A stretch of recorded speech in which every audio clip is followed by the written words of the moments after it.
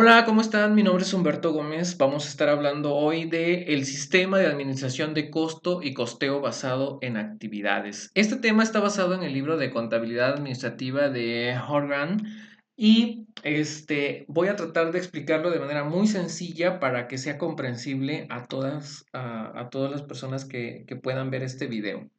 Primero, hablemos del sistema de administración de costos. ¿Qué es este sistema de administración de costos? Bueno, dice que es el conjunto de herramientas que identifican la forma en que las decisiones de la administración afectan a los costos, por medio de, primero, la medición de los recursos que se usan en la ejecución de las actividades de la organización y después la evaluación de los efectos que tendrían sobre los costos los cambios que se efectúan en dichas actividades. De entrada podemos ver algunos elementos interesantes en esta definición porque se menciona de que son herramientas, ¿no? Es un conjunto de herramientas, pero ¿para qué nos van a servir estas herramientas? Primero para medir los recursos y luego para hacer una evaluación y afectuar las actividades y con eso lograr algunos cambios, ¿verdad? Entonces, en este mismo libro explica de que los propósitos son brindar información de costos para la toma de decisiones gerenciales estratégicas. También hay que brindar información de costos para el control de las operaciones y finalmente generar mediciones agregadas del valor del inventario y el costo de los bienes que se manufacturan para información a los inversionistas, acreedores y accionistas externos. O sea, en otras palabras, no solamente vamos a presentar la información, no solo vamos a tener la información agregada, sino también la información segregada para que nosotros podamos tomar buenas decisiones como administradores. Bien, para continuar vamos a ver algunas definiciones que son importantes para que entendamos el tema. Primero hablemos de la palabra costo.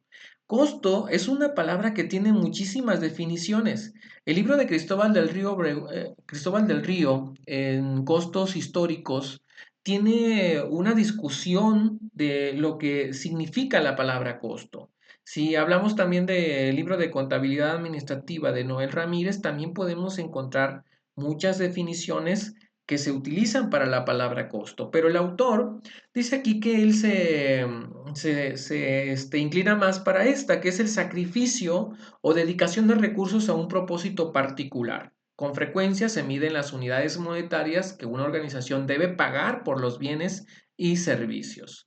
Bien, entonces, simplemente es eso, una asignación del recurso como tal, ¿no? Yo pago por algo, entonces eso es el costo. ¿Cuánto me costó el televisor? Pues 5,000 pesos, porque es lo que pagué por él. Entonces, ¿cuánto me costó el camión? Me costó 9 pesos el transporte, porque es lo que pagué por el boleto. Eso es lo que para esta persona significa costo, el sacrificio o dedicación de recursos a un propósito en unidades monetarias, o sea, en dinero. También tenemos otra definición aquí interesante que es el target costing. ¿Qué es este?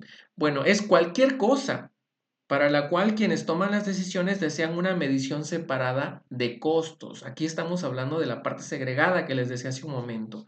Entonces, esta medición separada van a separarse a lo mejor por departamentos, por productos, por actividades o incluso por territorios, dependiendo de la necesidad de información que se necesite para tomar buenas decisiones. Entonces, eso es el target costing. Dependiendo el tipo de target costing que nosotros utilicemos, vamos a encontrar costos directos y costos indirectos. ¿Cómo podemos definirlos? Por ejemplo, si hablamos de costos directos, estos costos se pueden identificar específica y exclusivamente en un target costing dado de manera económicamente factible. Por ejemplo, utilicemos el de productos, un target costing productos y hablemos de un producto sencillo, como una puerta, por ejemplo. Si estamos hablando de una puerta, ¿qué puedo identificar de manera específica y exclusiva en ese producto? A lo mejor los metros cuadrados que contiene la parte de la madera. También puedo identificar plenamente cuántas piezas tiene, si existen algunas piezas, por ejemplo, la cerradura es una pieza, entonces sabemos que tiene una cerradura por cada pieza, o dos, o tres, no sé, dependiendo del tipo de seguridad que se tenga en esa puerta, pero podemos ver que si yo puedo identificar plenamente cuántas unidades existen en un producto como tal. Por otro lado, también existen costos indirectos que forman parte del producto, pero que no están plenamente identificados. O sea, no pueden identificarse ni específica ni exclusivamente con un target costing dado de manera económicamente factible. Por ejemplo, si hablamos de la puerta, seguimos hablando de la puerta, esta pues va a tener una pintura y la pintura, la pregunta es, ¿cuántos mililitros de pintura necesitamos para pintar una? No sería complicado decir cuántos mililitros y a lo mejor sería complicado comprar algún robot o algún sensor para que nos diga cuántos mililitros de manera específica estamos utilizando en pintar una puerta. Lo que sí podemos hacer es un promedio del costo. Al final de tantas unidades podemos ver cuánto nos generó en costo de pintura. Entonces, ese tipo sería un costo indirecto cuando estamos hablando si es costo directo o indirecto con relación a un producto, ¿no? También podemos hablar de departamentos. Si nuestro target ahora es un departamento, cambia la jugada porque si yo puedo identificar plenamente el costo, el gasto a un departamento en específico, entonces ese costo viene siendo un costo directo. Pero si no lo puedo identificar, entonces va a ser un costo indirecto, que después lo puedo yo aplicar con alguna técnica de distribución. También el target en actividades, que es el target que es el que más bueno, uno de los más importantes porque podemos ver y analizar lo que cuesta cada actividad para producir algo y en estas actividades podemos a lo mejor dividir cuántas actividades me lleva para elaborar, por ejemplo, una puerta, ¿no? Y en estas actividades nosotros podemos identificar algunos costos. Por ejemplo, si yo puedo identificar el costo de algo en alguna actividad específica, tendría que ser un costo directo, pero si no lo puedo identificar, entonces tendría que ser un costo indirecto. Un costo indirecto, pues ya lo expliqué con relación a los productos, pero por ejemplo, hablemos de los departamentos, un costo indirecto que apliquemos a los departamentos. El target costing es ahora el departamento. Uno de los más conocidos y más sencillos es la renta, el pago de la renta. ¿Por qué? ¿Cómo distribuyo ese pago de la renta en los departamentos? ¿Sí me explico? O sea, no podemos decir de que es un costo directo y asignarlo a algún departamento en especial, ¿no? Porque ese beneficia a muchos departamentos. ¿Cómo lo distribuyo? Bueno, esta distribución se puede hacer por metros cuadrados, por metros cúbicos, dependiendo la factibilidad para que nosotros podamos dividir ese costo. Y aquí tenemos o nos da pie a hablar de la asignación de estos costos. Asignar costos indirectos a objetos de costo con el uso de causantes de costo plausibles y confiables. ¿Qué quiere decir? Que no voy, yo voy a utilizar como base algo que sea plausible y confiable. Plausible, que esté a mi alcance, confiable, que sí me dé una distribución adecuada del costo. Por otro lado, también tenemos los costos no asignados. Los costos no asignados son costos para los que no se puede identificar ninguna relación con un costo objetivo. Yo aquí agregaría otra explicación todavía más sencilla y más entendible en este sentido, de que si hay un costo de que no me beneficia distribuirlo en los targets, no lo hago. ¿Por qué? Porque a lo mejor eso me va a dar una distorsión del costo adecuado de ese target. Entonces, a lo mejor no me convenga hacerlo y tenga que dejarlo así para que yo pueda tomar una buena decisión. Recordemos que la toma de decisiones es lo más importante en este tipo de costos. Bueno, vamos a seguir hablando de los costos directos, indirectos y no asignados en una empresa. Por ejemplo, acá tenemos el estado de resultados. Aquí tenemos una operación de manera agregada en el panel A y una manera desagregada en el panel B. Aquí, ¿cuál sería el target costing? Si ustedes se dan cuenta, el target costing en este caso son los productos. Aquí tengo los gabinetes, tengo las mesas y tengo las sillas. Entonces, yo lo que tengo que hacer es acomodar todos los costos de acuerdo a las unidades que produzco en gabinetes, mesas y sillas. Y de esta manera, si yo lo conozco, va a ser un target, va a ser un costo directo. Por ejemplo, aquí la materia prima directa, sí lo puedo rastrear para decir cuánta materia prima se fue a gabinetes, cuánta se fue a mesa y cuánta se fue a silla. Entonces es materia prima directa. Luego también tenemos la manufactura indirecta. Acá podríamos tener varios tipos de cosas que intervienen en la manufactura y que necesitamos hacer una asignación de esos costos indirectos. Por ejemplo, acá dice que la que se utiliza para esta distribución está basada en las horas máquina, ¿sí?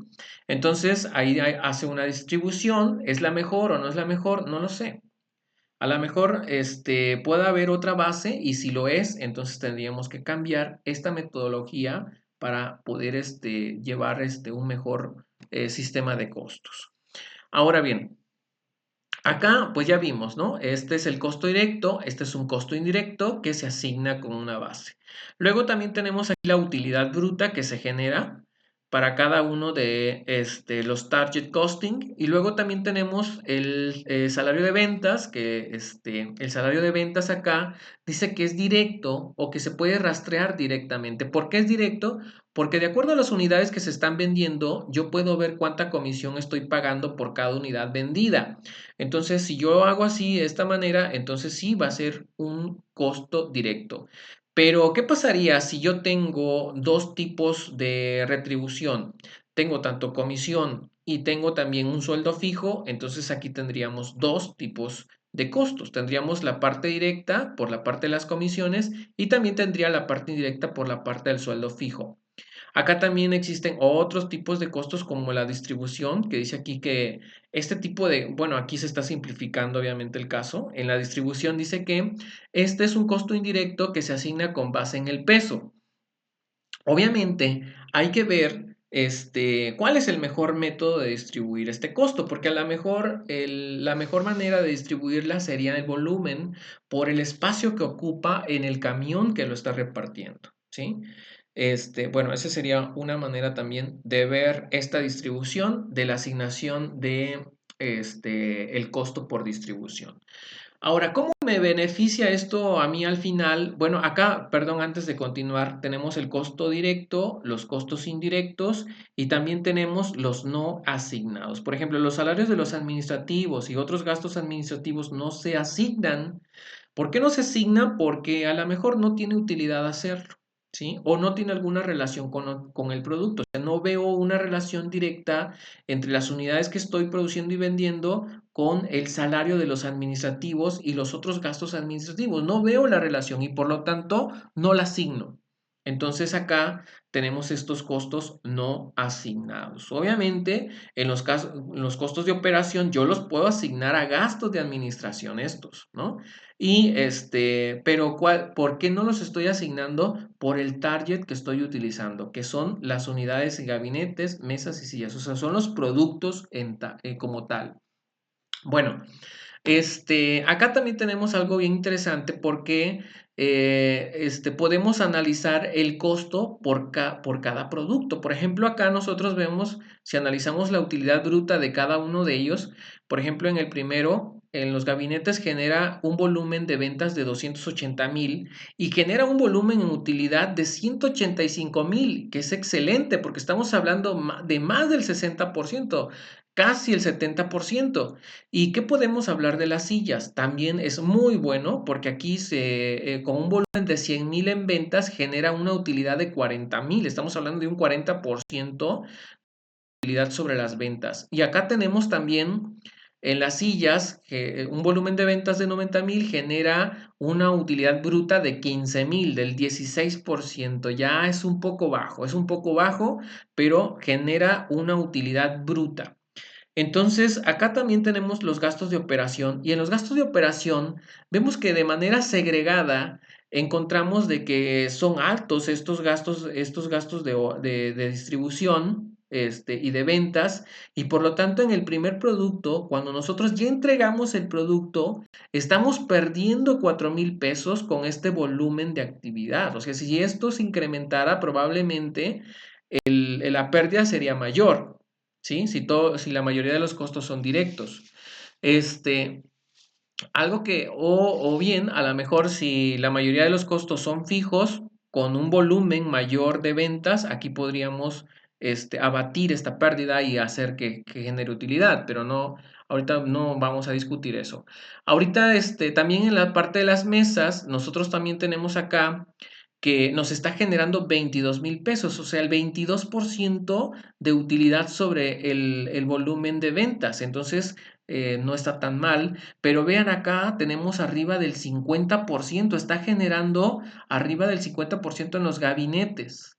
Entonces, si ustedes fueran los administradores, ¿en cuál de estos tres productos se enfocarían los recursos? ¿Lo enfocarían en las sillas para abatir esa pérdida? ¿Lo enfocarían en las mesas para hacerlo más atractivo? ¿O lo aplicarían en los gabinetes para generar aún más utilidad? Esto va a depender de las condiciones del mercado. Si nosotros tenemos poca participación en el mercado, en los gabinetes, y estamos generando esta utilidad, sería fantástico que podríamos nosotros incrementar nuestra participación en el mercado para generar mucho más dinero. Entonces, esto es algo muy interesante. Al final de manera agregada, acá ya tenemos la sumatoria de todos, tenemos una utilidad final como empresa, logramos 163,000 menos los 100,000 que no estaban asignados, nos da una utilidad de 63,000 pesos.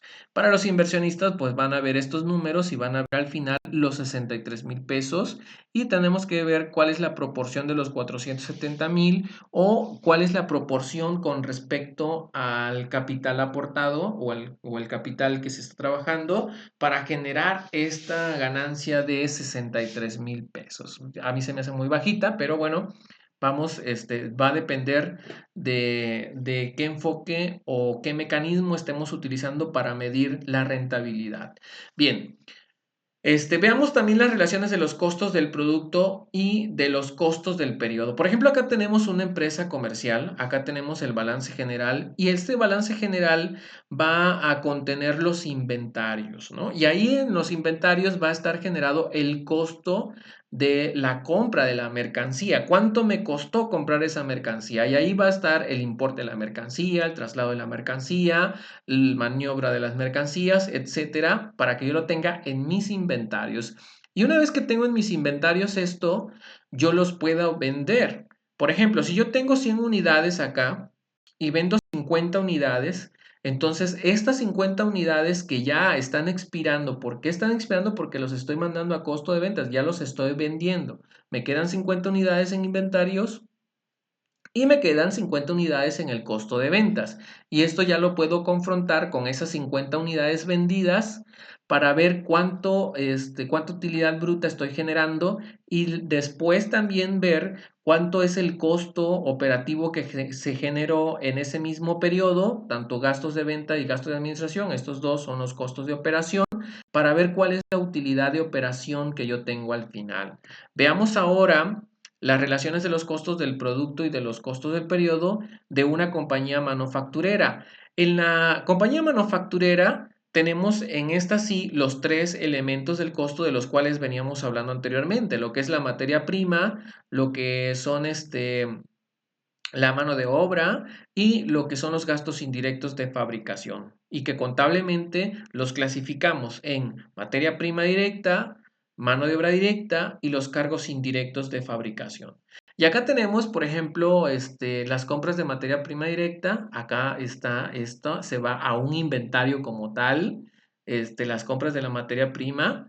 Y luego también tenemos la mano de obra directa, entonces esta también la podemos llevar al trabajo o al proceso, que si no se termina, tenemos que hacer un corte para dejar un inventariado cuánto es el costo que se está acumulando aquí en el inventario del proceso. También tenemos la manufactura indirecta, que son los otros gastos indirectos de fabricación que también los mandamos a proceso, pero que también tenemos que hacer un corte también aquí con la materia prima directa, ¿no? Y ahí ya vamos a tener un grado de avance y que tenemos que definir cuánto es el importe del inventario que está en proceso, cuánto es el importe del inventario que sigue todavía en nuestro almacén, por ejemplo, el almacén de materias primas y el almacén de materia prima directa e indirecta, y también vamos a tener un inventario de bienes terminados. Por ejemplo, aquí teníamos la materia prima que se va a proceso y del proceso se terminan y aquí del proceso que se termina, esta se va a ventas, por ejemplo, si se terminaron 100,000 unidades y se fueron 70,000 a ventas, entonces vendimos 70,000 acá y esas las podemos confrontar con el precio de ventas que se tienen de esas 70,000 y luego confrontarlo con los costos operativos y ya al final tenemos la utilidad o pérdida en operación. Entonces, esas son las diferencias que hay. Luego aquí tenemos el modelo de estado de resultados de una compañía manufacturera. Aquí otra vez vemos las ventas que tenemos aquí, lo que ya les había mencionado, todo lo que se fue a proceso y que se terminó, ya lo tenemos aquí, costos bienes, costo de los bienes disponibles para la venta. Acá tenemos lo que se terminó realmente y a este le agregamos el inventario inicial de los bienes terminados que teníamos, que en este caso es cero, por lo tanto nos da disponibles 40 millones, perdón, y a este le restamos el inventario final de estos bienes terminados, que son los 8 millones, y por lo tanto tenemos un costo de ventas de 32 millones, que los confrontamos con estos 80 millones y nos da un margen de 48 millones. Luego les restamos los costos operativos, tanto de venta, gerenciales y administrativos, y nos da una utilidad de 10 millones de pesos. Entonces, este es como el modelo del estado de resultados que pues nos indica de manera agregada cuáles fueron los números que se tuvieron en un periodo dado, ¿verdad? Bueno, hasta acá ya con todo esto podemos entender de una manera más clara qué es el sistema de costeo basado en actividades. Ya vimos los target costing y podemos ver de que el sistema de costeo basado en actividades pues el target costing normalmente va a ser el target, va a ser precisamente las actividades, ¿no? Aunque, como les vuelvo a repetir, si nuestro modelo de negocios a lo mejor tenga más importancia el producto o los departamentos, etcétera, entonces tendremos que analizarlo de otras maneras, ¿no? Pero este enfoque está bastante interesante. Dice aquí que este sistema eh, en el que primero se acumulan los costos indirectos para cada una de las actividades del área que se costea y después se asignan los costos de las actividades a los productos, servicios u otros objetos de costo que requieren de esa actividad. Entonces, acá primero segregamos las actividades como un target costing, pero a la vez las vamos a llevar a los productos finales o al servicio que se está prestando. ¿Sí? Entonces, esta es una manera de cómo nosotros podemos tener un enfoque diferente. Al final de todo, vamos a tener la misma utilidad como tal, pero con un análisis distinto. Por ejemplo, acá tenemos el costeo tradicional. El costeo tradicional difiere con el sistema de costos basados en actividades, en la manera de cómo se distribuyen los costos. Por ejemplo, en el tradicional se esperaría de que se utilizara una base para todo, porque eso es lo más fácil, porque es lo más económico y es lo más rápido y por lo tanto existe un costo en control muy bajito, ¿verdad?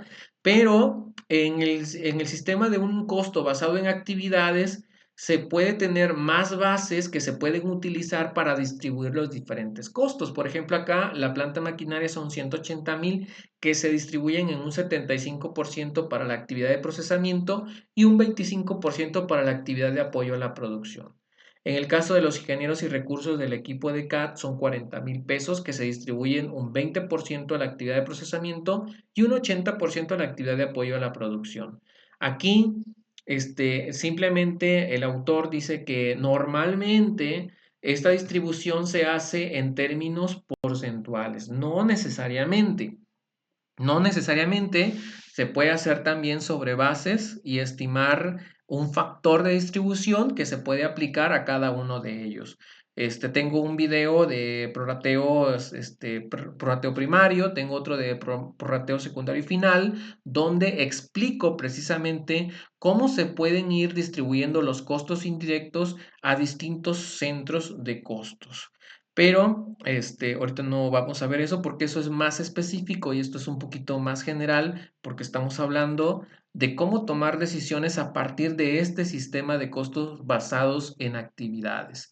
Entonces, vemos acá que este sistema de costo basado en actividades da pie a un tipo de administración especial.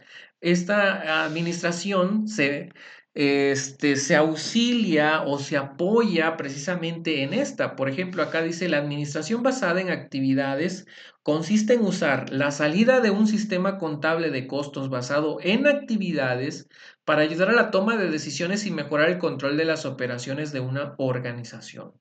En términos muy generales, la administración basada en actividades ayuda a mejorar el valor que reciben los clientes, así como las utilidades, mediante la identificación de las oportunidades de mejoría que existen en las estrategias y las operaciones. Entonces, ahí ya tenemos ¿qué es este ABA? Que vean ustedes ahí en las siglas, en la administración basada en actividades que pues ya como vimos se auxilia o se apoya en este tipo de contabilidad de costos. Bueno, una de las aplicaciones más útiles de esta administración es la distinción entre los costos con valor agregado y los costos que no agregan valor. ¿Qué implica esto? Que sea un costo con valor agregado es de que no los podemos quitar. Y si los quitamos, perdemos el valor agregado que nosotros ofrecemos a los clientes. Entonces, no los podemos tocar, no los podemos quitar. Los podemos eficientar, sí, pero no los podemos tocar.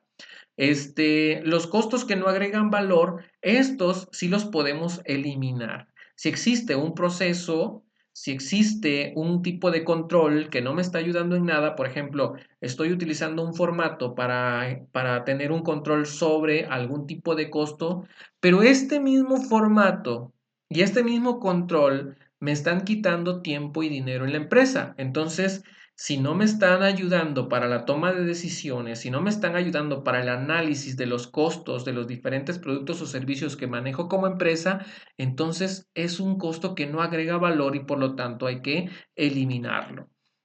Otra técnica que también cada vez más popular relacionada con esto es el benchmarking, que es el proceso continuo de comparación de productos, servicios y actividades con los mejores estándares de la industria. Bueno, son otros temas que da para mucho tiempo también. Ahorita ya voy a dejar hasta aquí el video. Y finalmente acá tenemos como una manera de cómo hacer este tipo de sistema de contable de costos basados en actividades. Por ejemplo, tenemos el tradicional que simplemente los va acumulando y utilizando alguna base como tal, horas en el reactor. Pero por otro lado también tenemos el sistema contable de costos basados en actividades, que aquí a lo mejor utilizamos las horas del reactor, pero las podemos distribuir con respecto a las actividades de preparación del proceso, ¿verdad? Y ahí ya tenemos una diferente asignación de costos y vemos cuánto costo me genera ciertas actividades para llegar al final a los lotes que yo necesito, ¿verdad? Entonces, de esta manera nosotros podemos elaborarlo, pero todas estas actividades son actividades clave. Quienes la van a definir son los mismos administradores de cada empresa para saber cuáles son las actividades clave, cuáles son los costos que deben estar incluidos en esas actividades clave y al final analizar el costo que se está teniendo en cada una de ellas y posterior a ello ver qué modificaciones puedo hacer con este tipo de actividades para ver si yo puedo eficientarlas, eliminar los costos que no generan valor agregado, dejar los que sí están generando valor agregado y poder tener un mejor desempeño como empresa. Pues hasta aquí llegamos con este video. Espero que les haya gustado. Diferencias entre sistema tradicional de contabilidad de costos es de que uno es muy parco para distribuir los costos y el otro es muy específico y utiliza muchas bases y nos brinda más información de manera desagregada para tomar buenas decisiones. Espero que haya sido de utilidad. Nos vemos en un próximo video.